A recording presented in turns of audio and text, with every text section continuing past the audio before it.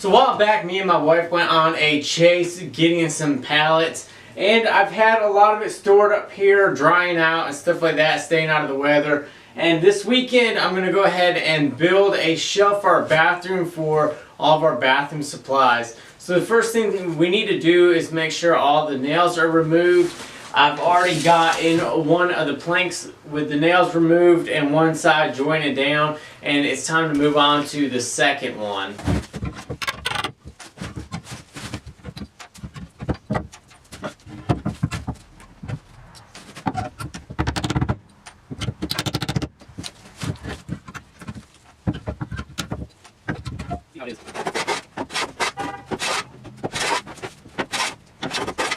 So I went ahead and got the entire edge all jointed, and I'm just going to go ahead and check it with my other board. These are the only two boards that I'm going to be gluing together. This one's got a bad edge right here, which I'll end up rounding over on the router.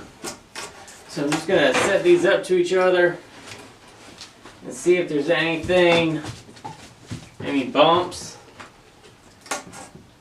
And there's no gaps anywhere, so that's really good. And I'm going to go ahead and grab some clamps and get this glued up.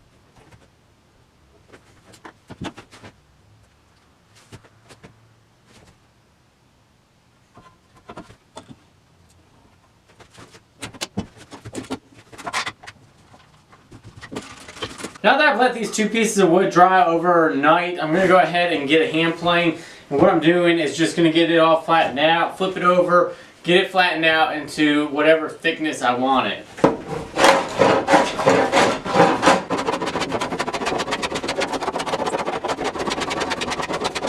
Now that we've gotten both of these sides planed down, we can go ahead and cut up this. This board right here is going to be the top of the floating shelf and also the bottom of the floating shelf.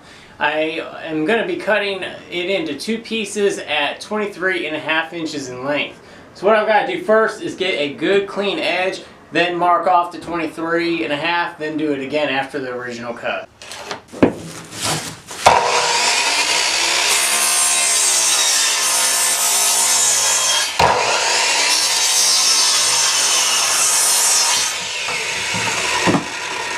So now what I'm going to be doing is taking this bird's mouth and putting it right here and getting these both down to 6 3/4 inches thick. I've already jointed this bottom side, and now I'm going to take a joiner and plane down this side until it's 6 3/4 inches wide.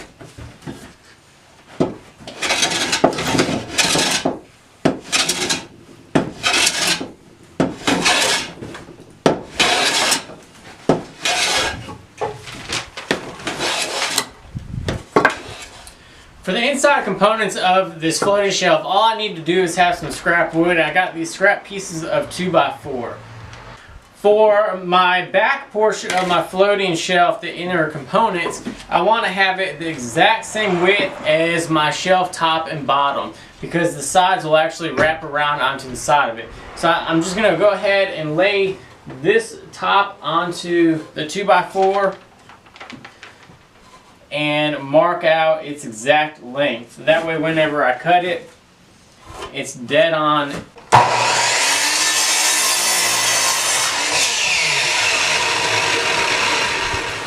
So now I have my back portion, and what I want to do now is get the length of the pieces that are going to actually stick off the wall. So what I do is I'm going to go ahead and lay this up onto the back of the top piece and measure the distance from this 2x4 to the front.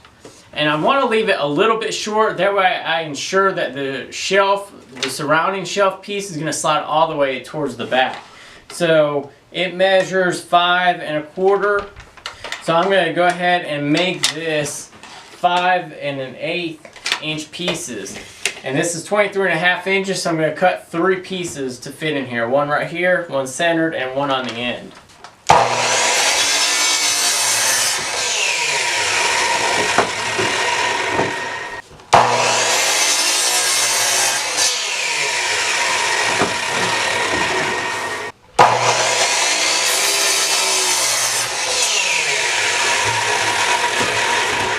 Now that we've gotten all these pieces cut out, I can go ahead and just kind of visualize it and see what the thickness is going to be. This might be a little bit too thick.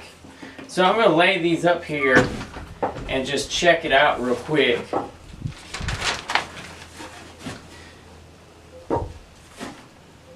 Because on the front here, I'm going to actually have a face piece, and on the sides it'll have another piece as well. And I really think that this is going to be too thick, so I'm going to go ahead and rip down all of these 2x4 pieces.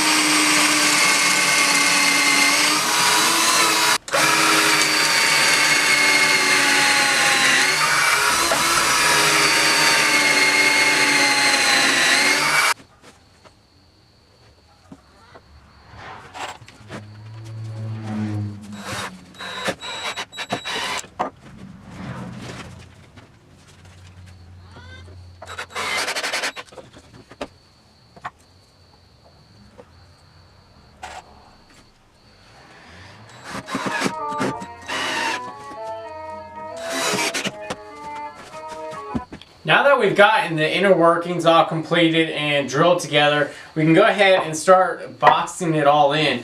What I'm going to start with first is getting a measurement for right here, which it is the 6 3/4, and I'll make 2 of those for the sides, and then I will make a front piece. For all that, I'm going to be doing it with the cedar to match the little towel rack that I have inside the bathroom as well.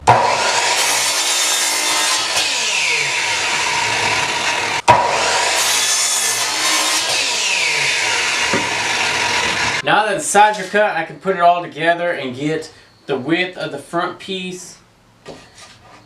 And that is going to be 24 7/8.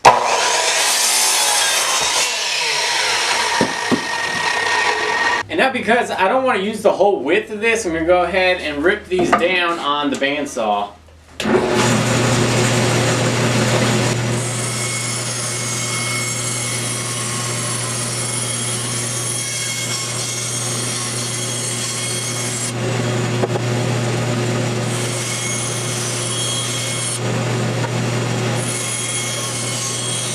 So now that we're done with all the ripping down, we can go ahead and start the assembly process, and it's simply gluing and nailing the things together. I'm going to be using a brad nailer, and I've got the inner workings still in there right this minute, just checking everything out, seeing how it's all going to look before I put it all together.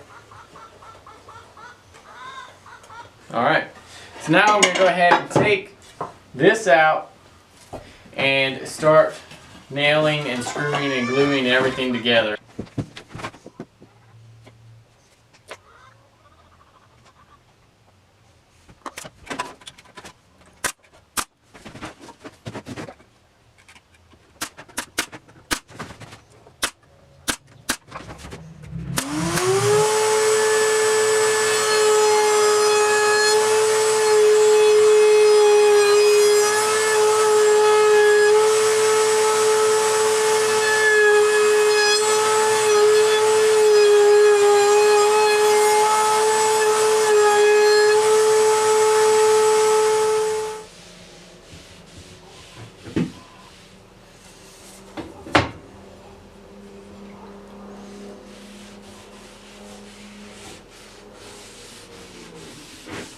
Alright, so there we have it. Here is the finished product. This has gotten a stain of the Early American by Minwax, and it has 2 coats of a shellac spray on it, and then I took some 4/0 steel wool and gave it a nice little rubbed out finish, and I think it looks Really nice. I really like the grain on it and how it really pops in the front of it. And this will match the towel racks that I made a couple videos ago.